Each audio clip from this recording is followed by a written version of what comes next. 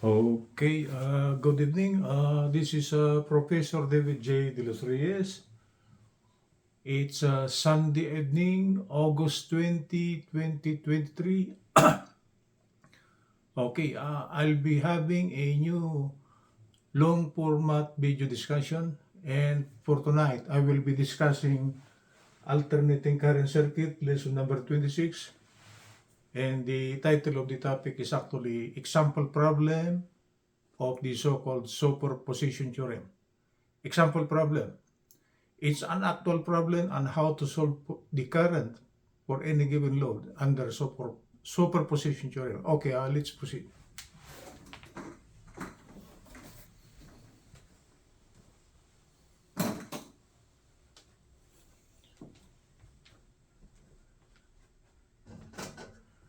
Okay, the subject matter for tonight will be alternating current circuit, lesson number 26, and this will be example problem of the so-called superposition theorem.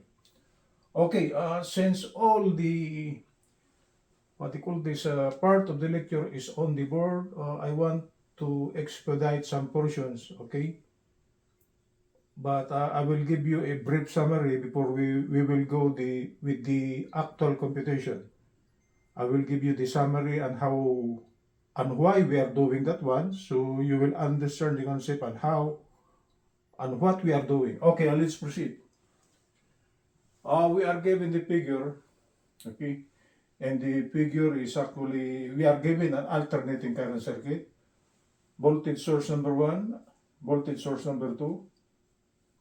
We got is Z1, we got is Z2, and we got is ZL. So it seems voltage source number 1 and number 2 are in parallel, and they are supplying a load to the current impedance ZL. Z1 is not actually a load. It is an internal impedance, internal. For generate or alternator number 1. And C2 is also an internal impedance for alternator number 2. Okay? So actually, the only load is this CL. The legal load is just this CL here. But the internal impedance of alternator number 1 and number 2 must have to be taken into consideration if we are taking the current passing through this load system. Okay, let's proceed. E1 is with the value 440 angle 0 degree volts. That's the voltage of this one. E2 is still 440 angle 15 degree volts. Okay. Z1 is 0.25 angle 15 degrees. So if you try to notice it, the value of Z1 is very small, meaning it is just the internal impedance of the alternator. 0.25 angle 15 degrees. C2, the internal impedance of alternator number 2 is 0.35 angle 25 degrees. And the actual load, okay, is with the total impedance of 40 angle 30 degrees. This total load could be maybe the load of a business entity, maybe. Right? So the business entity got two alternators supplying current to the so-called business entity. The problem is just asking what will be IL using superposition theorem. Okay, with this given configuration, okay, what will be the total current delivered to the load due to source number 2 and number 1 with this given two impedances C1 and C2. Okay, let's proceed with the solution. Like what I said in the past lesson number 25, if we try to compute for the current passing through the load, if we are given a multi-source AC circuit, the first step is actually to short out the first one, solve for the current from E1 going to ZL, okay, without source number 2. And the next step is to short out load number 1 Okay? Then try to compute for the current going to the load again, considering source number 2. The procedure is just that. So it's just an easy matter, right? Okay, so consider E1. We short E2, but C2 must remain, meaning the internal impedance of C2 must remain.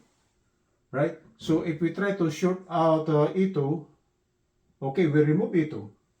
So what comes out for the configuration will be this. C1, CL, C2. Okay, this is the voltage source number 1. And the problem is just asking for this, consider E1. We try to look for IL, okay, current through the load, okay. Considering alternator number 1, we put the subscript prime, right? So the only problem we're doing here is to compute for IL prime due to E1 without E2. Okay, so to compute that one, to compute for the current passing here, we must have to compute for the value across this. Okay, then divide that by the load CL. Okay, but before we could do that, we must have to compute first the total current. Okay, so to compute for the total current, we must have to simplify the circuit. CL and C2 are in parallel, right? So if we try to combine this one, and we will designate that as simply C sub A prime. Just one prime. The single combination of this. And since there are only two impedance in parallel, it should be the product all of result. Okay? What do you call this? Let's try to compute C2 plus CL. C2 plus CL will be this. Okay? This is C2. Came from this. And this is CL. It came from this. Because I converted already, okay, to simplify your calculation, if you are given the polar, the impedance in polar form, try to convert them to rectangular. So when you go addition process, okay, you could take the value immediately, okay, and you will not lag behind. So Z1 is this value here, C2 is this value here, okay, CL is this value here. So if we try to compute for C2 plus CL, just take these values here, put it here. Okay? So after the simplification, of course, real to real, imaginary, imaginary. The magnitude, if we try to compress this one, the sum of C2 plus CL will be 40.34 angle 20 degrees. So CA prime now, we could go back to this one now because we now know the sum, right? We are just computing for CA prime. So it will be the product C2CL. Z2 is actually 0.35 angle 25 degrees. Okay, and CL is 40 angle 30 degrees. Okay, plus the combined equivalent of C2 plus CL. Okay, if we try to simplify this one, what comes out for CA prime will be 0.347 angle 25 degrees. Okay, again, we convert this one to rectangular, 0.314 plus G.1466. Meaning to say, I have done this before. Take the cosine multiplied by magnitude, this will be 0.314. Take the sine of 25, multiply that by the magnitude, it will be 0.1466. So this is the rectangular equivalent. Okay, let's go back to the circuit. After compressing this as simply equal to CA, this CA prime is in series with C1. So considering this circuit now, the total impedance will be C1 plus the single equivalent of C2 CL, which is CA prime. Okay, so C total with the subscript prime, no subscript, or CT prime will be C1 plus CA prime. C1 is actually, we are going to say, C1. Where C1 is this? 0.2 per 1, 0.60 per 7. CA prime, the one we computed. Okay? We perspire a little bit because we perform the operation multiplication all over the addition, right? So we expedited our solution by converting them to rectangular so we don't lag behind. So taking the value of C total, real to real, imaginary, that this will be, the magnitude is 0.594, angle 20.84 degrees. So we now know the single equivalent of this. Okay, that is actually C total prime. It is 0.594, right? So using the equation voltage equal to IZ, if we try to compute for the total current, current should be voltage over impedance. So IT prime now, the total current coming from alternator number 1, okay, will be 440, the applied voltage, all over the single equivalent of this, which is 0.594 angle 20.84 degrees. It's a very big current, right? It's 740.91. The angle is minus 20.84 degrees. And what's the significance of this total current? This total current is needed in the computation on the voltage across this. And the voltage across AB will be the total current times the single equivalent of this. Okay? The voltage across this. So I place it here, B sub AB prime will be I sub T prime times Z sub A prime. Okay? We are given the total current and polar.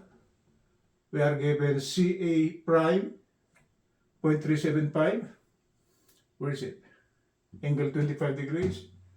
And the voltage across AB, the voltage across this is 257.1, angle 4.16 degrees volt.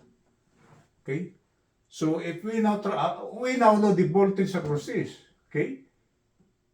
So to compute for the current consumed by ZL coming from A1, it will be BAB,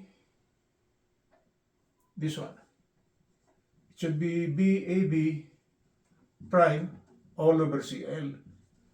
So that will be 257.1 of angle 4.16 all over. CL is 40 angle 30 degrees.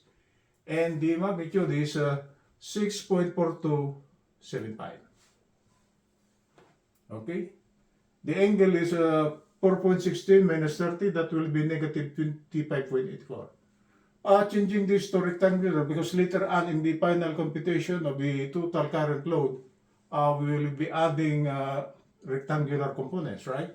So this should be 5.784 minus J2.80, meaning take the cosine of this, multiplied by 6.4275, that will be 5.784. Take this height, multiply this to the magnitude, it will be negative 2.80.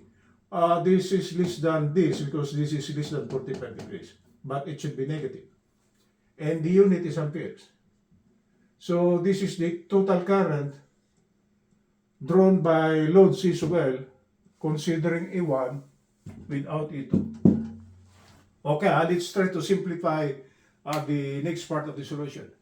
For the next part of the solution, okay, we will short out E1 or we remove E1. Okay, we consider E2. So the configuration will be this, right?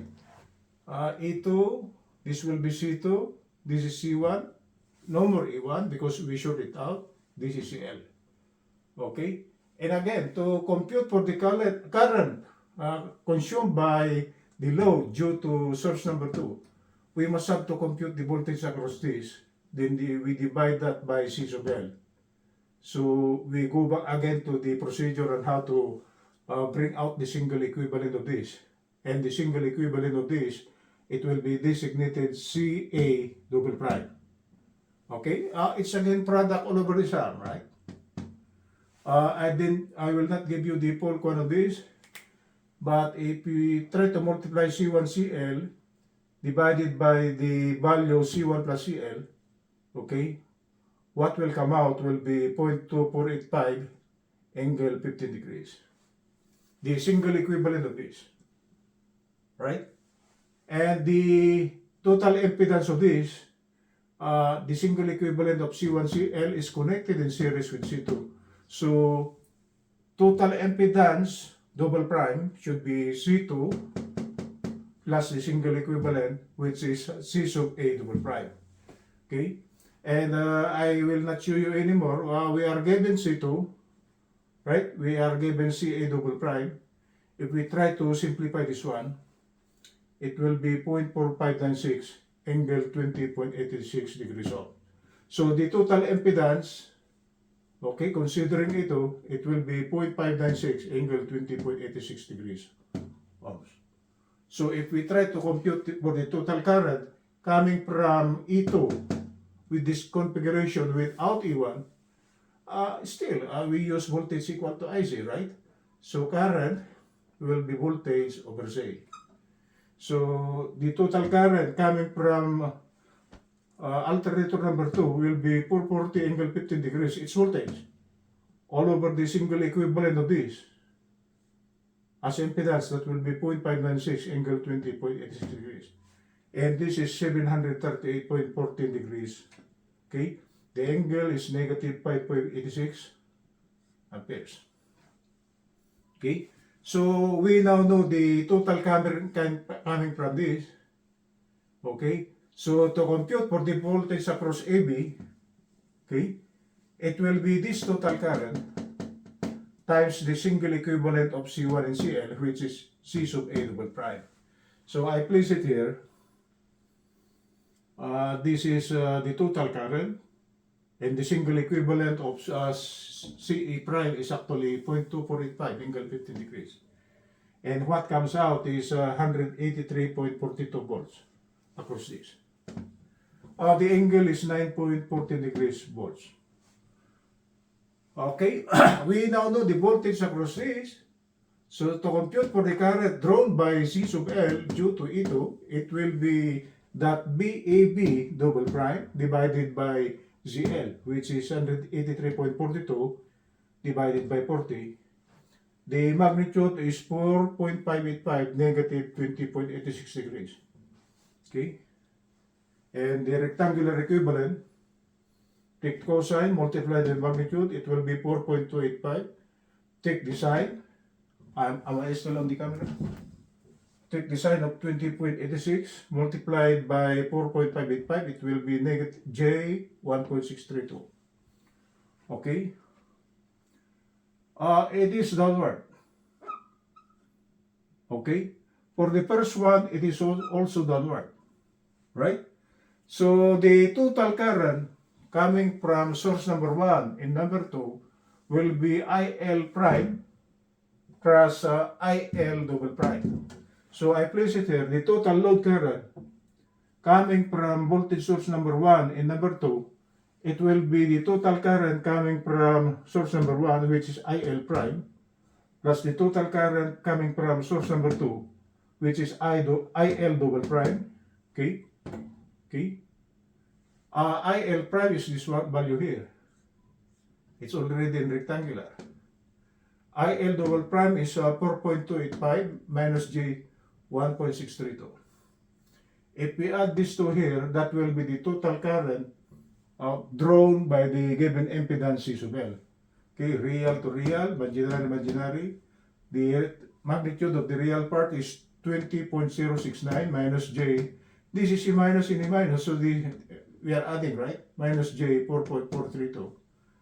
4.432 divided by 10.069, trace arctangent. What will come out will be negative 23.75 degrees. And if you try to compute for the magnitude, take the cosine of this. Okay? You divide that to the value 10.069, and the magnitude of the total current passing through load C sub L is approximately 11.001 amperes. It's almost or approximately 11 amperes. And the angle is negative 23.75 degrees.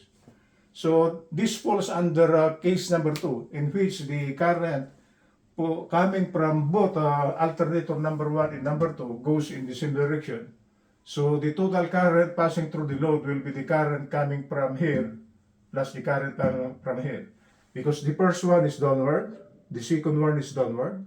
So to get the total current, it should be the vectorial sum.